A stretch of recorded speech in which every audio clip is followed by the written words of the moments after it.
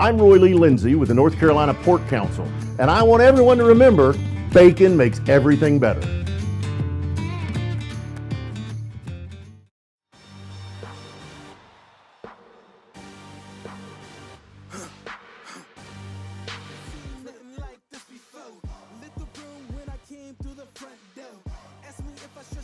It's the fifth quarter right here on the North Carolina Sports Network, week 17 of the 2024 season. We're into the college football playoff, the first ever weekend of games.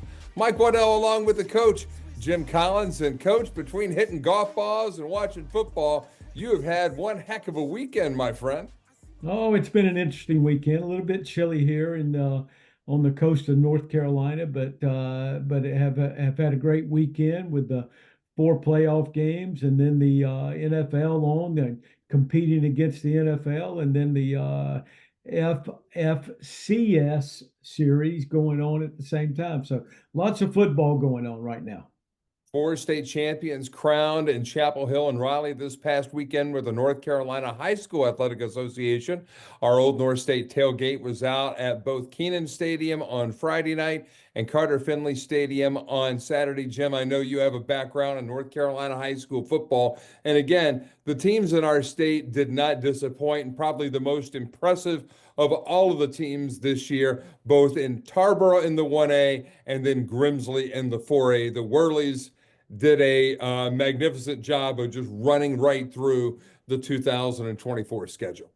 Well, great traditions at both those schools. Obviously, Tarboro has been a perennial front runner within the state over the last few years, and then Darrell Brown at Grimsley has just established that program to be one of the top programs in the state. I recruited Darrell's program when he was the head coach at Southern Guilford and developed some good players there. And then he had the opportunity to move into the city, out of the county of Guilford, into the city of Greensboro and take over the Whirlies. And he has done nothing but build a program that is perennial, has a chance every year to win the state championship. It is a lot of fun to watch college and high school football, and nothing better than to do so here in the bold North State. But unfortunately, we have no college football teams that are active in this first ever college football expanded playoff. And so far, Jim, every one of the home teams, that means every one of the higher seeds, has won the games. People are complaining, oh, well, these teams didn't deserve to be in it. That team didn't deserve to be in it. The ACC certainly lost its two teams in the first weekend of competition. But right now, I guess the committee did a pretty good job. They ranked the teams 1 through 12, and right now, everybody who was in that top 8 is still alive. Well, they are still alive, Mike. But if you go through the bracket at this point in time, the blue bloods of college football have survived forever and will continue to survive. When you continually have Georgia, Notre Dame, and Penn State, and Ohio State, and Texas, and those folks, that they've been at the top of of college football for a long time, and they will continue to be there because they're gonna do a great job recruiting players, and they're gonna spend a whole lot of money to recruit those players. Any surprises for you that either SMU or Clemson, the ACC's two teams in the CFP, went out early? The major surprise for me was probably SMU. I thought SMU would go into Happy Valley and play and compete at a little bit higher level than they did. I was a little disappointed. Well, I was a lot disappointed for the SMU quarterback and his struggles early in the game, throwing three interceptions and two of them for touchdowns at that point in time. The Penn State defense played great. It was a cold night, but it was cold on both sides. I was very pleased for Jim Knowles and Matt Guerreri, two guys that I've worked with, and Jim Knowles has been on our show here. The way that the Ohio State Buckeyes played and just got after the Tennessee Vols, because I still have that Florida Gator in my heart, and you know it's hard for me to pull for those Vols.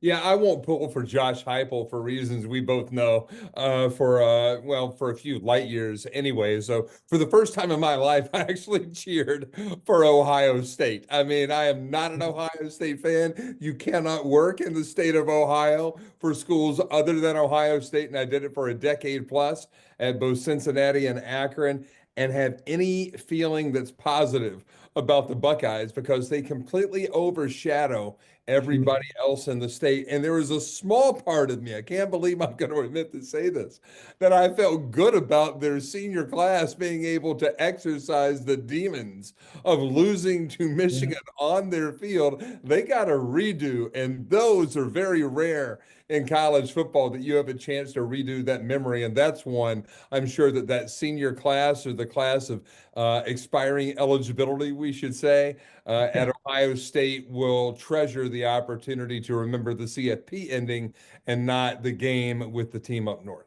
Well, I thought they were very well prepared on both sides of the ball and in the kicking game, and just totally dominated the Volunteers in the game. And I thought the Clemson Tigers did a nice job going to Texas, and they got behind early, but they fought back and had a chance at the end of the game with Texas had a goal line stand. They had a chance to cut it to a one touchdown lead for the Longhorns, and you got to give Texas credit. Their defense stood up and made some plays for them, and I think as we look as everything moves forward to the bowl games and the quarterfinals, we've got some nice matchups. Georgia and Notre Dame will be a hell of a good matchup, especially with Georgia without Carson Beck.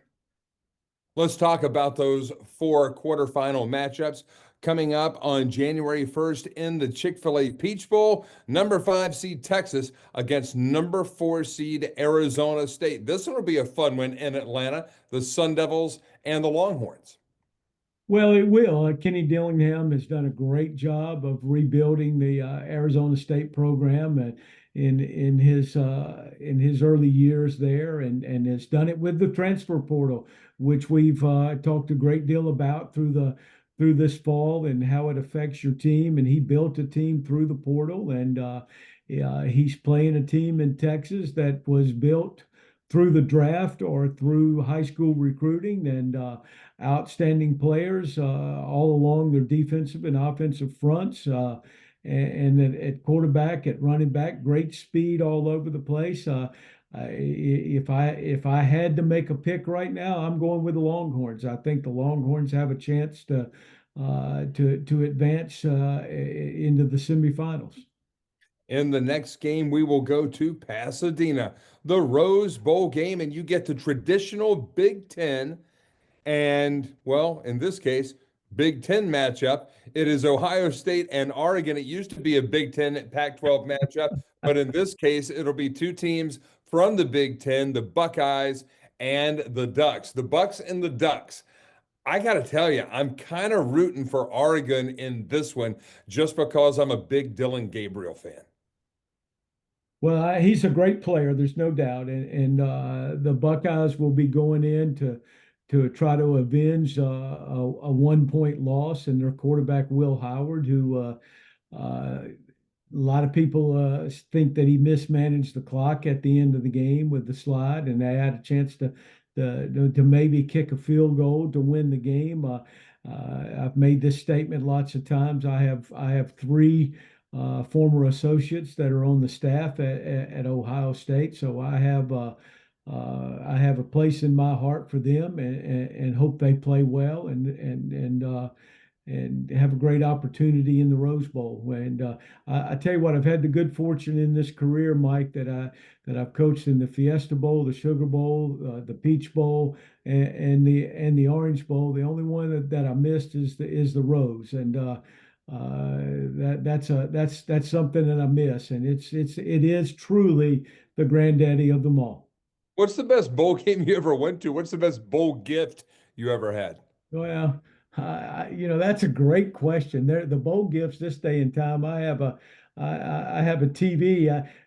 Some people may not realize this, but on Saturdays I set up for between 2 and 3 televisions where I watch multiple games at the same time. So the one of the gifts that I had from my time at North Carolina was a Roku television, and it's outstanding, 34-inch, and it's very light. You can move it around, so it's a great gift. Lots and lots of great opportunities in bowl games. Believe it or not, the 5 Sugar Bowls that we had the opportunity to be in, we won the national championship in the Sugar Bowl in 1996 against Florida State. But a great bowl that's one of the, and I'm going to use the term lesser, that's not one of the elite games, is the Pinstripe Bowl. The Pinstripe Bowl was to spend a week in New York City and have the opportunity to enjoy New York City at Christmas time was a great experience. But if I had to rate them right now, at that point in time, I would say it would go Sugar, Orange, and Fiesta for the majors. The Peach Bowl would probably rank, in my opinion, because we got our ass beat so bad in the Fiesta Bowl. The Peach Bowl would rank ahead of Fiesta. And so they're all good. But anytime we have people that are talking about where do the bowl games fit, and maybe we have too many at this point in time. But it is a reward and it is a great experience for the players, and I think there's a place for them out there.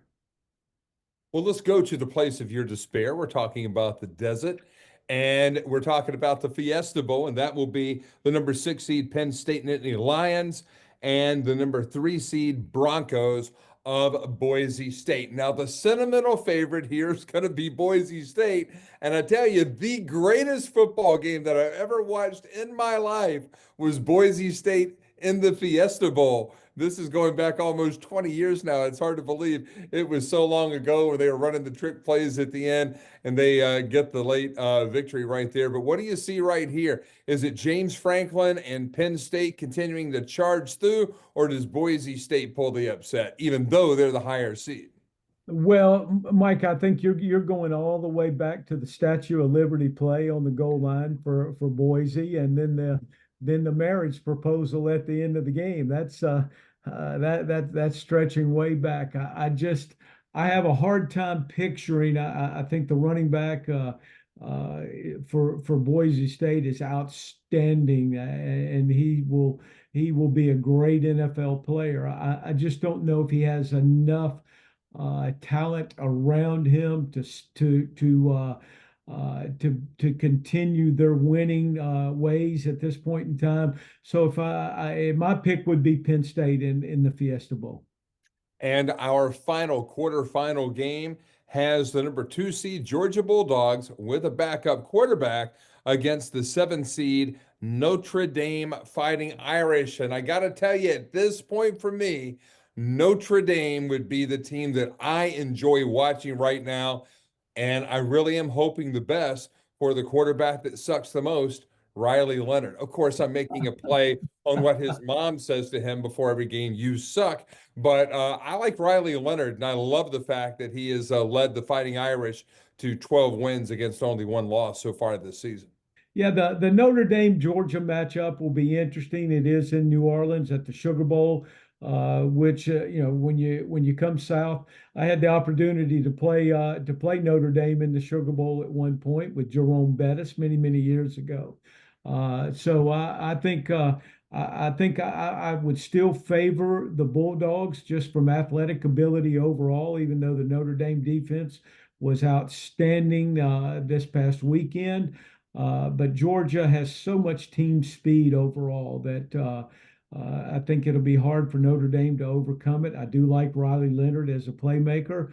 To me, this is my favorite game going into these quarterfinal games.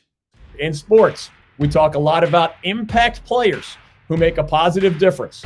When it comes to our state's economy, the North Carolina pork industry is a true MVP. Each year, the pork industry plays an important role in supporting rural communities across our state.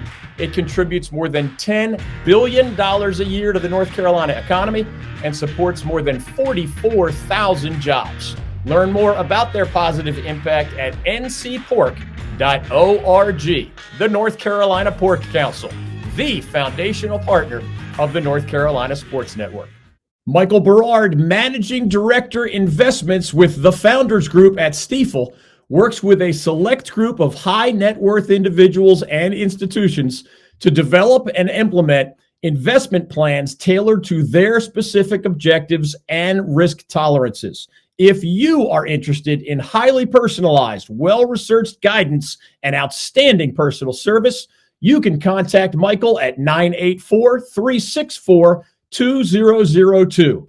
That's 984-364-2002. Stifel Nicholas and Company Incorporated, member SIPC and NYSE.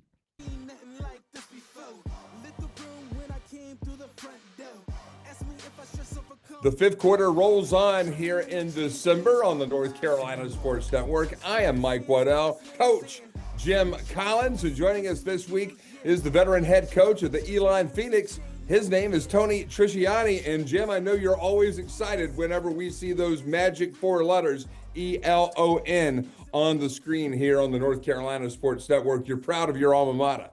No doubt. Very proud of the alma mater and what it stands for. Great university and just outstanding people. And great to have my good friend, Coach Trisciani, on with us. And let's kick this thing off and have some fun tonight.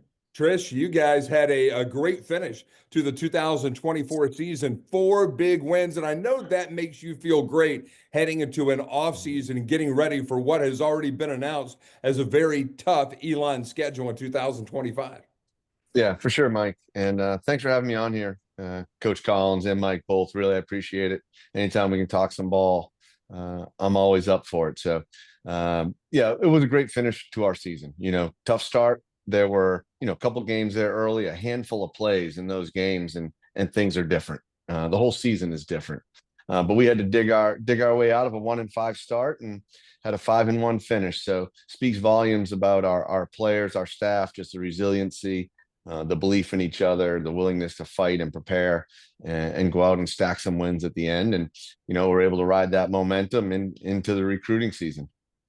Guys, one of the things I noticed over the course of this 2024 season was a lot of teams really having trouble maintaining a consistent identity over the first half of the season. How much of that, Tony, Jim, is due to the transfer portal and the way that it is in college football now, to where you might not have that familiarity, that team muscle memory as a unit at the beginning of the year? Does that impact on-field leadership and how you can assimilate your team identity early in a campaign? Tony, you go with that. Yeah, so the answer is yes. And, we went through some growing pains early, as some other teams do. Some for us were more due to some early injuries, losing 2 tackles early in the season and shuffling around an O-line, and some injuries on defense too early. But I will tell you, one thing, when we're playing a team that has a bunch of transfers and, we'll go through and look, all right, so this week's team, they've got 40 transfers, on their roster, and, 7 of the guys on defense are brand new. Well, yeah, we're going to throw a lot of motion, unbalanced, empty. We're going to make them go through their checks and of a defense that they're running they've been running for 2 or 3 weeks, so we'll try to definitely test those teams with, a lot of different looks. Well, I think the critical thing as you move into the transfer portal, Mike and Tony, is that it's so much easier to make this transition if you get kids in the spring, and they can go through spring practice and they can be in your system and they can grow in your system. It's just like the question that you brought up earlier about using the transfer portal in the spring portal. To me, that's very iffy unless you have something, a positional need that you just have to fill when it fits in, where it fits into your team. And again, as you build a roster, and Tony, you can come back to this at any point. You try to build within the culture that you have in your program, and there's that C word again, Mike, that we've talked about all along. And if you're not careful in the people that you take, they have to be able to fit within your program, or all of a sudden you're fighting. They're in your office all the time, or in the assistant coach's office all the time, because they're on list and they're not doing what they're supposed to do. So you have to get guys, Tony, that fit your culture. No doubt. So, and we don't have a lot of transfers, right, at Elon. And we had 8 scholarship transfers on our roster this past season. So that's probably one of the lowest numbers in Division I football. So we're building it from the ground up with high school kids. And when we lose some players, and we've lost some players this year in this cycle, 5 of our 5 starters that we did not expect to lose or were hoping would be coming back are in the portal and moving on to some bigger schools with some real good opportunities. But now we're going out and trying to fill those spots. So we recruit each year and maximize how many high school kids we can take. And if we lose some kids to some bigger schools, some of our star players, then we'll look to replace them, as close as we can to the class that we're losing, what grade they're in. And by doing it that way, our younger players, they don't feel like we're just sliding transfers in over their head every year. Right. If we lose a junior and he's a starter, we're going to try to find a kid out of the portal that has 1 or 2 years left. And so it keeps the classes balanced. We don't want to stack, redshirt freshmen from other FBS programs that haven't played at all and stack them on our kids, try to be sensitive to that. In North Carolina, there are 7 FBS programs, obviously the big 4, Appalachian, Charlotte, and East Carolina as well. At what point do you feel like you're an organ donor in this new landscape of college football? I mean, Jim and I have gone back and forth listening to Dave Clawson, now former head coach at Wake Forest, who has to deal with a lot of the academic challenges. I know that, or I don't even know if you look at them as challenges. I mean, it's academic opportunities for the young people. And that's one thing that really sets your culture apart. But how early in this season, I'll just ask the direct question, how early in the season did you first feel like there were some of those big programs in or out of the state who were sniffing around guys on your roster? Yeah, for sure. It is happening, and it's going to continue to happen because the players have agents now that are working for them prior to the portal being open. And the agents are also working for institutions. So I know who I need to call. And, I'll call him and say, hey, we're looking for this and this, and he'll provide me some names. And, and they're also working for the players, long before the portal opens. So things are definitely moving. And I can see it from some of our players. It's a distraction for them. And it affects them in the classroom. It affects them, in the day-to-day football life and routine. It's not a great situation. I can only imagine how crazy it is for the teams that are still playing and trying to win a national championship in the college football playoffs and in the FCS playoffs, and dealing with this. The interesting thing is we've talked about this, Tony, Mike, on numerous occasions. There's 3 ways that you can basically build your roster, and number one is recruiting high school players, which I equate to the NFL term as the draft. Number 2 is free agency, which is the transfer portal, and then a combination of the 2. And it sounds like, listening to you, Trish, is that you're building basically through the draft or through the high schools. And then you're supplementing with free agency, which I think is a great way to go. Yeah, what we want to do is, this is not going to stop. So I'm literally looking at my roster for next year, and okay, well, who are the players that are likely to get poached?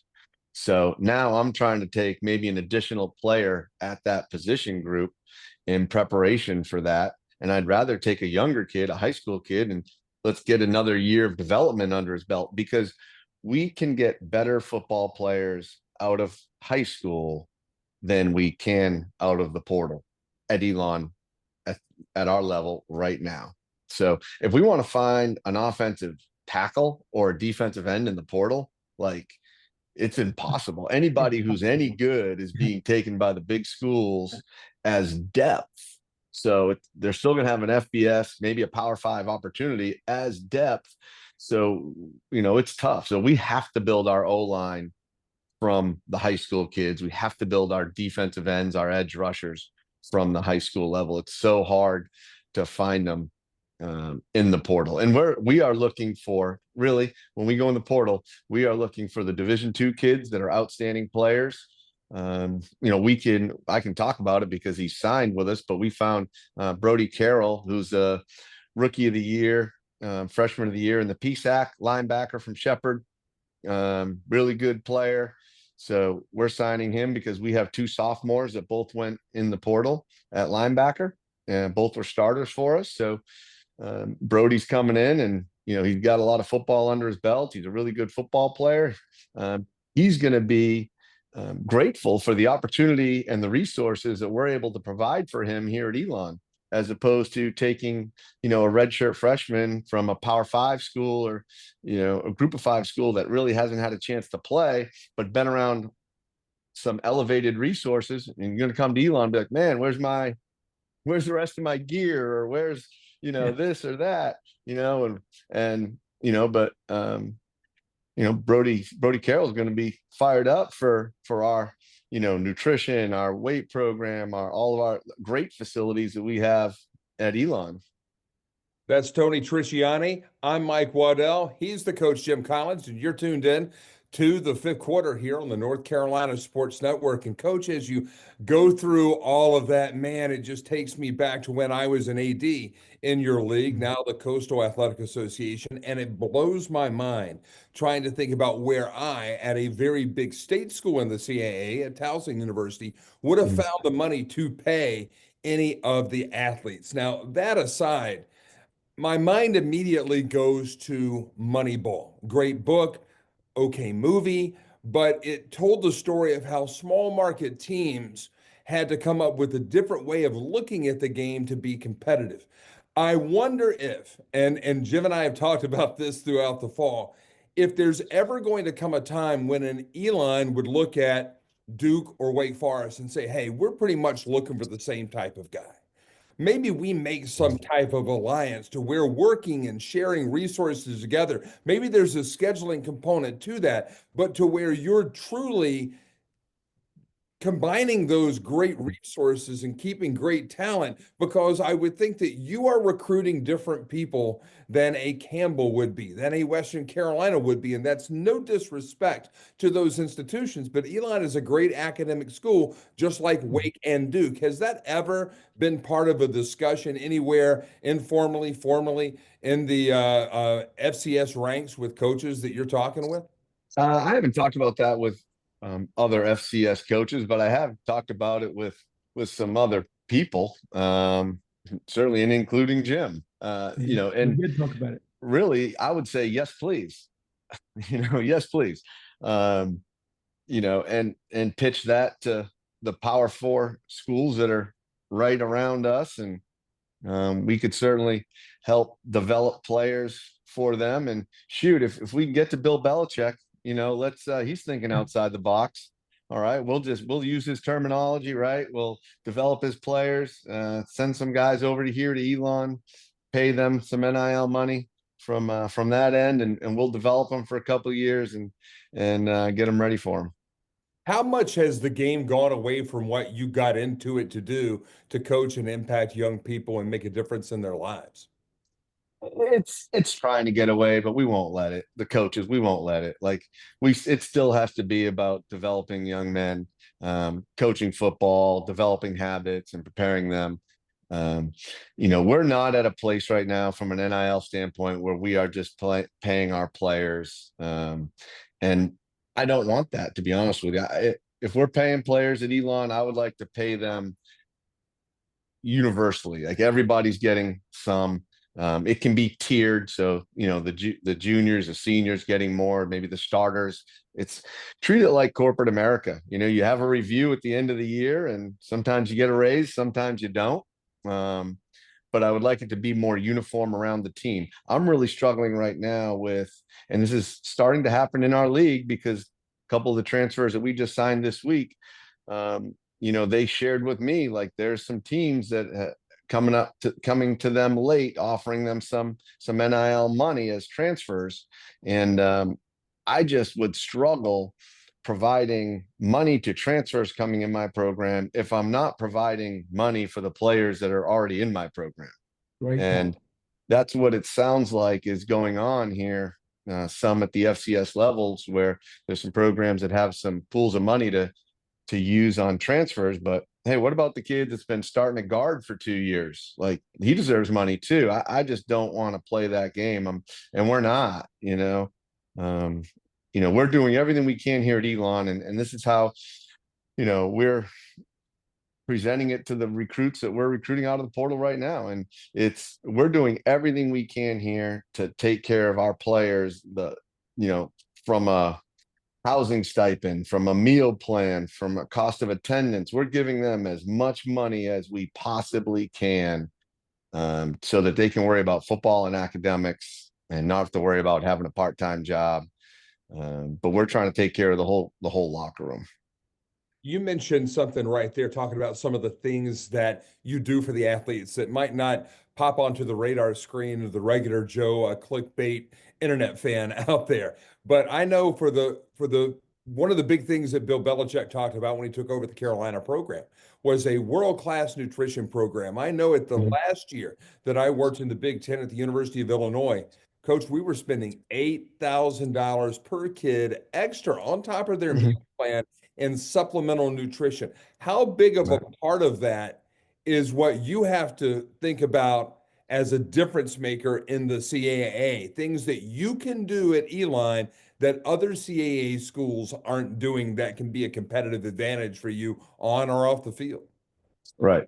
Mike, that's a space that we have really poured a lot of effort and resources into here at Elon for our players. If we're going to be a developmental program, we have got to be great in the weight room, and we've got to be great from a nutrition standpoint. So we want to put weight on, put lean muscle on, and develop these younger players. So we have, and Jen Strawley, our athletic director, she's been outstanding as far as the commitment to the nutrition space. And some things that we do that a lot of FCS programs aren't doing, like we have training table for our team on Tuesdays and Wednesdays during the season. So we come off the practice field, hit the training room, shower up, get some treatment, come right upstairs in our facility. It's catered through campus. And our guys, the menu's picked by our sports performance staff and nutritionists, and it's all you can eat for our guys. And the best part about it, Mike and Coach Collins, is the guys are hanging out together. We've got a great meal plan here at Elon. We've got 3 outstanding dining facilities, but instead of the guys scattering and trying to get there before class or study hall and find a parking spot, they come upstairs, they eat, they hang out together for 45 minutes to an hour, and then they get where they need to be. And we do that on Tuesdays and Wednesdays, our 2 hardest practice days. And then we do it in spring ball too. We do it for lunch we practice Monday, Wednesday, Friday in the morning. Guys don't have class until 12:30. So we get off the field about 11:15, 11:20, and we give them a big lunch. And they get to class at 12:30, but they're hanging out together. They're eating together. That's only made possible through a lot of fundraising that we're doing with our boosters and supporters to be able to provide that for our guys. What's the booster support or the booster engagement like for you as a head coach of a college football program? We hear It's critical about all the things that go on with these folks, but are they really up in your business? I mean, you make some good friends, but sometimes you just want to go in a quiet room and just say, just leave me alone. I just need to be left to my thoughts so we can win some games. Yeah, there's always going to be critics, but there's a whole lot more support than there is criticism. And we've got football's important here at Elon, and we're talking about national championships, right? In the early 80s. And, a lot of really good football teams, and a lot of those guys are still around here and in the community and are very supportive of us. So this is a community where there's a lot of guys that care about our program and want to see us compete for championships. And so we've got a really strong group around here, and it's good for us because we've got support. And from my end, I just need to do a good job of keeping those guys informed, with like my weekly huddle emails that, Jim probably gets, and keep everybody up to date with what's going on in the program and keep everybody connected and invested. Well, I think just based being an alum, I can say this. I think the fundraisers at Elon do a tremendous job of staying in contact with former players and with alums just in general, whether they played or not.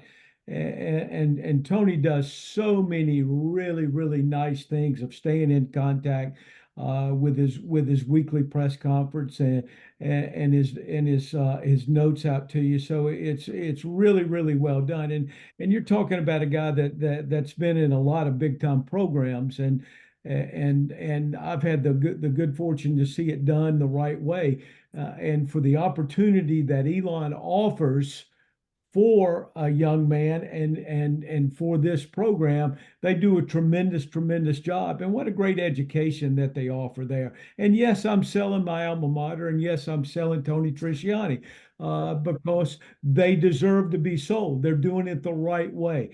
I think the hard thing is in how we operate at this day and time, that you put so much time and energy into a player, into developing a player, and then all you really ask, and Trish, you can react to this, please do.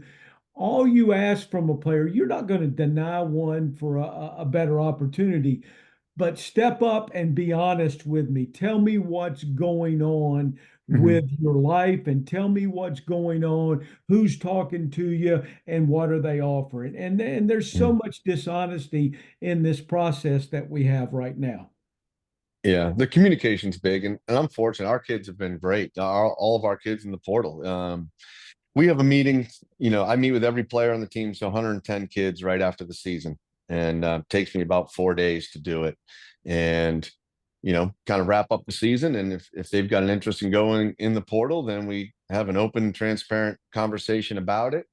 And, I may provide some advice and feedback for them as to what I think might be best. It may be, hey, come on back here for another year, develop more, and instead of making a small jump to a group of 5 school, you'll have some better opportunities in another year. Or if they're a guy who's close to the degree and has that red shirt year, I'll encourage them certainly to come back. Hey, finish the degree next December. We'll help you get to a better school, a bigger school, and get paid. But when there's a young man sitting across from me and he's telling me, coach, they're going to pay me $250,000, $500,000 to do what they're doing here at Elon. And if it's a good school, Kazim Moore signed with Virginia. It's a great school. It's a great degree at Virginia too. And if they're going to put big money in his bank account and he's going to be able to play football there, and then good for him. I wish him nothing but the best. I hope he gets on the field and can play early, and because he's got 1 year left, because if you want to play on Sundays, you got to get reps, and so that's what those conversations are like. But for us, fortunately, I've been able to have open, honest conversations with all of our kids that have been in the portal, and it's going to be a lifelong relationship with them, one way or the other. If they stay here at Elon or get a degree from somewhere else, they'll always be Elon football players. Let me ask you this, Trish, with the antitrust lawsuits that are out there and the settlement, if it becomes a 105 roster, does that affect the FCS level at all? A little bit. We're typically right around 105. We have 105 lockers in our locker room. This year we were up to 110 because I knew we had a lot of COVID kids that were 6-year kids that would be done in the mid-year. So I wanted to make sure we have enough guys for spring ball. So that's why we were at 110 this year. So it won't affect us much to be at 105. And for a lot of the FCS programs. In our league, there's some programs that are closer to 90 anyway, just from a Title IX standpoint. Right. And then there's some other programs that are, have higher numbers, but it won't affect us very much. Will it impact you because of the North Carolinas, the NC States, the Wakes, the Dukes, East Carolina, Appalachian, and Charlotte all having to reduce their rosters? Those guys, especially the in-state guys, need somewhere to stay. So how much of that is a recruiting pitch for Elon? So it can be. What I'm seeing right now is not a lot of the walk-on kids and the kids that are going to be cut, because that's probably not going to happen at those places until after spring ball, and that's how it is for us too. We've got some like tryout guys that are joining our team and for winter workouts and spring ball. And then, we'll be making decisions after spring ball, what get ourselves to the 105. And I think that's when there'll be a lot of kids from the Power 5 programs in the state that are going to be looking for a home after spring ball if they don't, if they can't hold on to that 105 spot. Trish, let me ask you this. With I think the big term in at least FBS right now is hiring general managers, someone to negotiate these. I'm going to use the word contracts because there's not a contract out there, but negotiate the terms. Is it a situation where it would help you as the head football coach and running your program to have somebody that could handle those negotiations rather than you have to do it, so you could just be the football coach? That would be great. Yes. I think, I spend a lot of time on our roster and trying to plan and predict and balance the equivalencies, and make a lot of roster decisions. So I spend a ton of time on our roster, and that's in the season and out of the season, for sure. No, we're not balancing a revenue shared, the 20 million or 21 million house agreement there, house settlement, like that whole plan. It sounds like it's going to be most of the schools. It's going to be somewhere around 15 million to football and 5 million to men's basketball, and another 2 or 3 million to women's sports, is what it sounds like that thing's going to look like. Somebody's got to manage that budget, and then you've got your collective money or NIL money on top of that revenue share. So we're not in that world or in that space at Elon. So I can manage the roster the way I've been, and at least for this year. And it's probably going to change for us though here next year. Like we have a collective at Elon. It is up and running. It's been focused to help our basketball program get up to speed, because they have been behind the last couple of years in the CAA. And it's working. We're having a great basketball season right now. So Coach Taylor is doing a great job with the guys that he's got. He was able to keep a couple guys with some collective funds and get a couple transfers. It's helping them. I don't feel like we're losing recruits in the CAA because we are not working with an active collective with our team right now. But it's getting close here.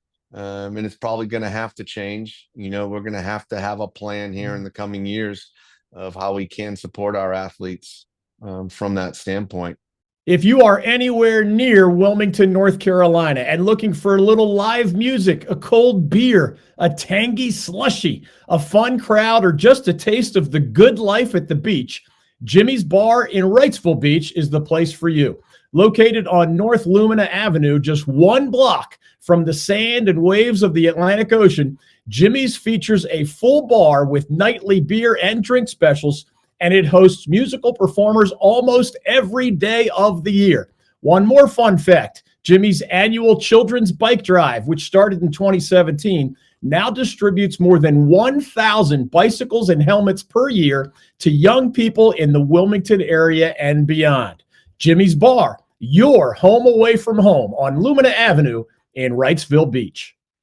This segment brought to you by our great friends at Atlantic Tire and Service, where DG and his family take all of their vehicles for routine maintenance, service needs, and a world-class selection of new tires, Atlantic Tire and Service, your one-stop tire and auto repair provider with highly trained technicians and a sales and support staff that are second to none. They've grown to 6 Triangle area locations, 2 in Raleigh, 2 in Cary, 1 in Durham, and 1 in Wake Forest. You can learn more online at AtlanticTireOnline.com.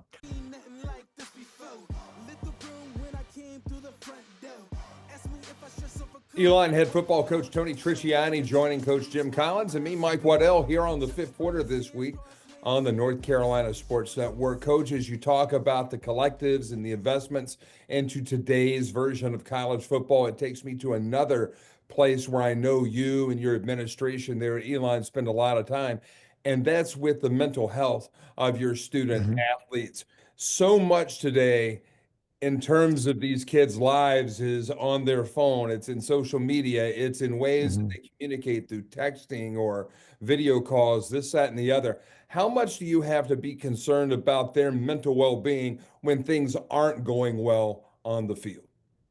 Always, Mike, always. Yeah. And, we have like a weekly peak performance meeting on every Tuesday. Myself, our sports performance staff, so our strength coach, our sports medicine staff, and our academic support staff, and our deputy athletic director is also Steve Roach is in that meeting as well. So we go through certainly sports performance stuff, the plan for the week, travel, injury report, but we also we always wrap up with mental health and kids that we, just want to, be aware of, any concerns from any of our areas, because we all spend a lot of time with our student athletes. But it's really important that we all cross communicate with each other. So if we see some red flags or warnings, that we're aware of it, and, that we're communicating with these kids and making sure, that we're talking to them and that they have are aware of the resources that are available to help them. But being a Division I student athlete is not easy, man. It is hard. And you better love football to do it. And it's going to be hard. And we've got to be there to help support these kids and get them through some stuff. You talk about the kids and the stresses that are on them today. I think about the stresses that are on the coaches. And I have to ask you, and again, be as open as you'd like or tell me to just pass and move on, but what's the traffic like on Tony Trisciani's cell phone when it's 1 and 5 after a loss, as opposed to the traffic on your cell phone and your DMs after a 4-game winning streak to close the season? Yeah, sure. A lot more congratulatory text messages on the during the 4-game win streak, right? It can be radio silence after some of the losses, Not for me, though. No, coach, you're consistent, and yeah. And when it comes to that stuff, Mike, like, we're the adults, like, we can handle it. We have to stay process driven. That's the beauty of football, right? On Sunday, you correct the mistakes from the previous game and you address it with the kids and with the coaches, and then you got to grow from it. And at 4:30, when our players walk out of the building, we turn the page to the next opponent and let's go. Let's, who are they? Who are we this week? What do we need to do to win this football game? And that's the fun part of coaching. So after a loss, you're quick to flip the page, because I talked to one assistant coach here in the state of North Carolina. Their staff is no more, but he told me that one of the hallmarks of that staff over the last couple of years would be on Wednesday and Thursday and sometimes even Friday in their staff meetings, they're still ruminating over a loss. How soon do you, be honest, how soon do you let the loss go and have to force yourself to turn the page and not constantly think about what ifs? Yeah. Some of them are harder to shake off than others. You're like trying to shake it off, man. And dig your way out of that hole. Some are harder than others, but you absolutely have to, as coaches. And if we don't, as coaches, the players absolutely will not either. Right. They are perceptive. They hear everything we say. They see our body language. we better be able to turn the page and focus on this next opponent and focus on the Tuesday practice when we get them back in the meeting room. But the good thing is, most of the time, Mike and Tony, they're much more resilient than we are as coaches. A lot of times it affects us a hell of a lot more than it does them. Not saying it does not affect them, because it does. So the hard thing is, all these years that I've been in this business and all the games that I've coached, I probably live with the losses a hell of a lot more than I live with the great games and the great wins. So it's you've got to put them behind you, and you've got to move on, and that's your responsibility. But I'm glad to hear you say a couple of things, Coach, and I knew you would say them because I know who you are. This business is still about raising young men and growing young men to become good husbands, good fathers, and good people. And anybody that forgets that within their program, then they have, and again, here's that word again, Mike, that C word, they have lost the identity of their culture. Because no matter how much we want to claim, and it has changed greatly, but as much as it's changed, it still remained the same from the guy that we're talking to tonight and Tony Trisciani and all of us coaches out there. We still feel that responsibility.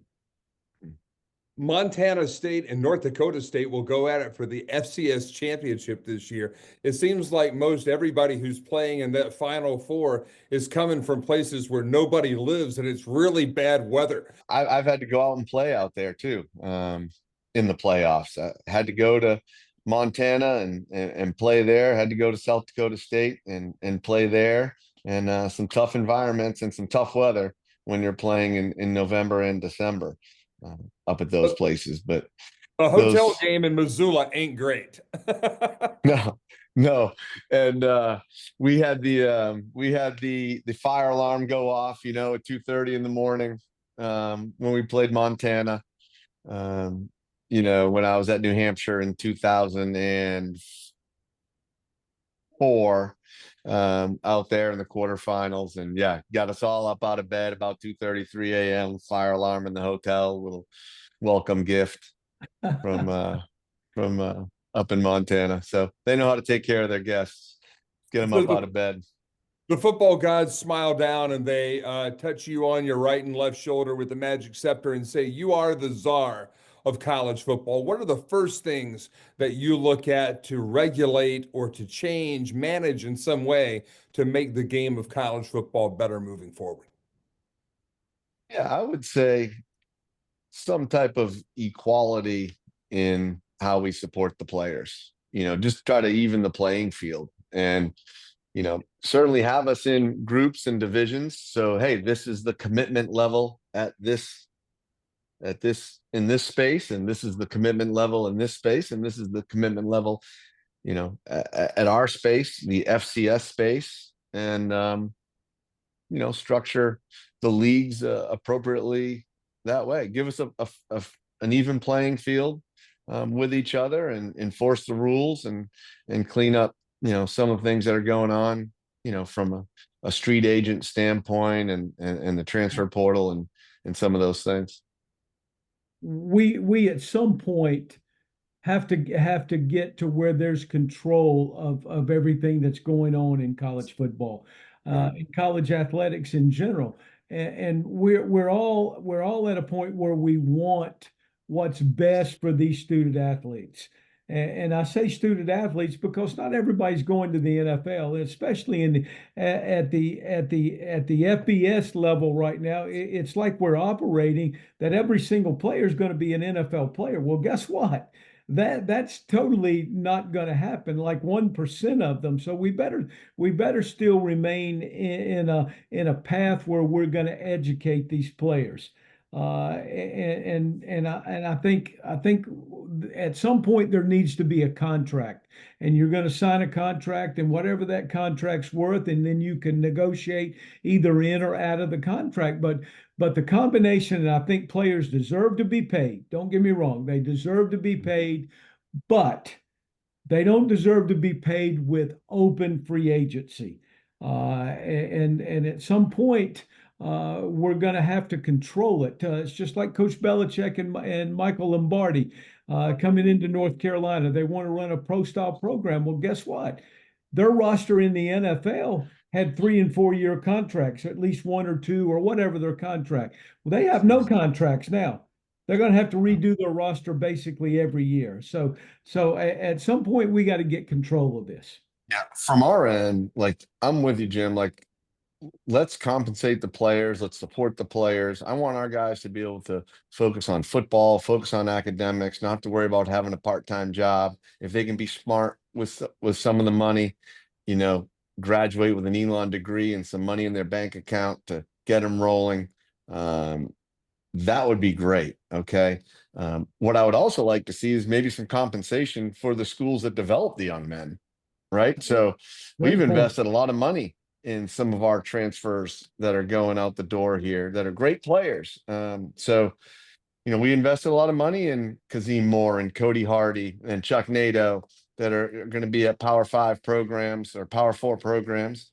You know, in the NFL, when there's a trade, there's draft picks that are exchanged, Exactly. which is value. So, you know, why not compensate some of the schools that are developing the young men? Well, that's a great point, Coach. And at the same time, you and your staff were good enough to identify that level of talent and develop that level of talent. Obviously, they didn't have opportunities to go to a Power 4.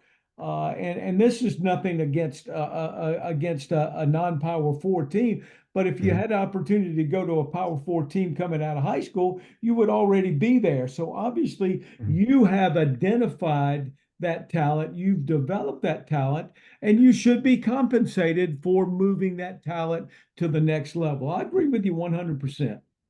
Like transfer fees in European soccer. It's going to be pretty complicated. Also, getting a little bit more complicated for 2025 will be high school football in the state of North Carolina, going from 4 classifications, 4A, 3A, 2A, 1A, now to 1 through 8A, and the top 32 schools being recognized as the big 32 in the state. Now, this past weekend in both Raleigh and in Chapel Hill, the North Carolina High School Athletic Association crowned their 4 state champions. North Carolina, Coach, puts the 5th most players of any state in the United States into the National Football League. So a lot of talent right here. For Elon, how much of in-state recruiting is part of your portfolio as you put together the charcuterie board of Phoenix football? It's huge for us, Mike. It really is. Like, so we signed 13 players in the early signing period, and we have another commitment that we'll sign in February. So we'll have 14 high school players, and 8 of them are from the state of North Carolina. So almost half of our roster is from North Carolina. And it's going to continue to be that way because we're doing a great job, boots on the ground. You know, we're in just about every high school in the state at least once a year. We're trying to get in the school. And so we know a lot more about these players, and we're going to make less mistakes because we know the kids and they're getting on our radar as sophomores and then juniors, and everything's happening faster now. There's great FBS football around us. So we are at all the camps. We are at Wake's camp, Coach Clausen, and I could go right down the list. You know, these coaches have been great to us from a hospitality standpoint. We're at every one of their camps. We're at Wake, we're at Duke, we're at NC State, we're at UNC, we're at App State, so we're at these camps and we're evaluating all these great players in our state all summer long. So we're going to continue to recruit it hard, and we're getting great players, and that's also more fan support. It's more people in our stadium on Saturdays. And, you know, people around here in North Carolina, they value the Elon brand and value the Elon degree and experience. And, you know, we're making less mistakes. We know more about these kids and building relationships with them. 52 weeks out of the year. When do you ever get some time just to have some fun? I've got my windows. The dead periods are good. The dead periods in recruiting. You know, over Thanksgiving, I played golf 3 times in about 5 days. So I jumped on it. there's windows, but it's not a job. Coaching football, it's just so much more. We're constantly building relationships, and recruiting is 24/7. It's year round, but it beats working for a living. It's awesome. I love it. It's a disease, Tony, without a doubt. And I just caution you as you move into, as you get older, it does not go away. The desire to be part of it, and that disease stays with you forever, without a doubt. Speaking of North Carolina, we hired a new offensive coordinator. His name's Doug Martin, and got a lot of Carolina ties. Was at ECU with Coach Logan, and a lot of relationships here. So just want to share that with you all, that we're happy to have Doug on board as our offensive coordinator and quarterback coach, and had a lot of success. And he's a pro, and looking forward to having him on board here. I knew Coach Martin when he was the head coach of the Kent State Golden Flashes. And I tell you one thing, if there's ever a guy who can get blood out of a tournament, it's Doug Martin, because that guy didn't get a lot of resources up there in the Mid-American Conference back when he was the head coach over at Kent. No, Doug has found a way to win at some real hard places, Kent State and New Mexico State, and has done a great job developing quarterbacks. Julian Edelman, Josh Cribbs, Garrard at ECU, Chase Reddick at Boston College. So he's been able to develop some great ones for sure.